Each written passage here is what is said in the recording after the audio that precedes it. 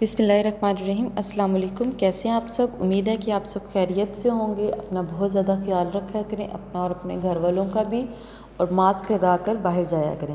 جی، ہم نے قواعد و انشاء کا آج سبق پڑھنا ہے، اسم معرفہ کی اقسام۔ ہم نے اپنے پچھلے سبق میں پڑھا تھا اسم معرفہ کی 4 اقسام ہیں: اسم علم، اسم ضمیر، اسم اشارہ اور اسم اصول۔ پھر ہم نے اسم علم کی تعریف کی تھی اور اسم علم کی اقسام کے بارے میں پڑھا تھا کہ اسم علم کی 5 اقسام ہیں: خطاب، لقب، تخلص، کنیت اور عرف۔ یہ 5 اقسام میں نے آپ کو پڑھائی تھی۔ آج ہم نے اپنا پہلا اسم علم کی اقسام میں پڑھنا ہے خطاب کے بارے میں۔ جملے ہیں: نمبر 1، سر علامہ اقبال نے پاکستان کا تصور پیش کیا۔ نمبر 2، رستم زمان غلام بہت بڑا طاقتور پہلوان تھا۔ نمبر 3، شمس العلماء سید میر حسن فارسی کے استاد تھے۔ مندرجہ بالا جملوں میں، یعنی کہ یہ جو اوپر 3 جملے بیان کیے گئے ہیں، ان میں سر، رستم، شمس العلماء ایسے خاص اسم ہیں جو کسی خاص شخص کی پہچان کے لیے استعمال ہوئے ہیں۔ مثلاً سر کا خطاب علامہ اقبال کو اور شمس العلماء کا خطاب مولوی میر حسن کو علمی خدمات پر انگریز حکومت کی طرف سے ملا۔ اسی طرح رستم زماں بہادری کی بنا پر بھی حکومت کی طرف سے دیا گیا خطاب ہے۔ بس اگر ہم اس کی تعریف دیکھیں خطاب کی، تو اس کی تعریف نیلے قلم سے، نیلے انک سے لکھی گئی ہے۔ وہ خاص نام، اس کو بریکٹ میں کر لیجئے اور انڈر لائن کر لیجئے، وہ خاص نام جو کسی شخص کو اس کی علمی و ادبی خدمات یا کسی منفرد کام کے صلے میں حکومت کی طرف سے دیا جائے، خطاب کہلاتا ہے۔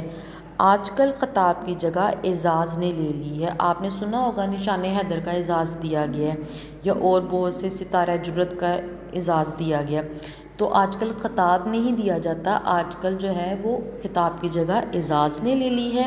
اب کوئی شخص خاص علمی یا ادبی کام کرتا ہے یا کوئی قومی خدمت انجام دیتا ہے، یعنی کہ اس ملک کے لیے اپنی جان قربان کر دیتا ہے، تو حکومت اس خدمت کے صلے میں اسے اعزاز سے نوازتی ہے۔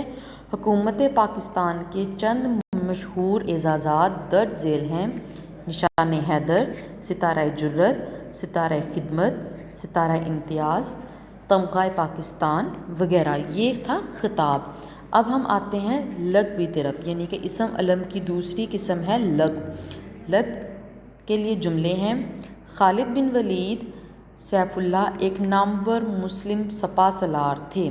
نمبر 2، قائد ملت لیاقت علی خان پاکستان کے پہلے وزیر اعظم تھے۔ نمبر 3، حضرت عمر فاروق مسلمانوں کے دوسرے خلیفہ تھے۔